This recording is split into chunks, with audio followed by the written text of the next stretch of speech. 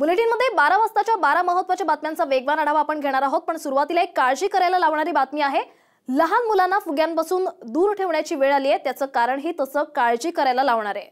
लहान मुलांना फुग्यांचं आकर्षण असतं, मात्र एका मार्केटमध्ये गॅसच्या फुग्यांमुळे झालेल्या स्फोटात 4 जण किरकोळ जखमी झालेत। याचं सीसीटीव्ही फुटेज समोर आलेलं आहे आणि या घटनेनं परिसरातल्या नागरिकांमध्ये भीतीचं वातावरण निर्माण झालंय।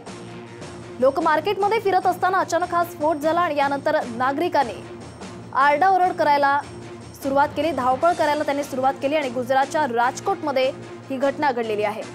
त्यामुळे यापुढे मुलांना गॅसचा फुगा घेऊन देण्यापूर्वी काळजी घेण्याची गरज निर्माण झाली आहे।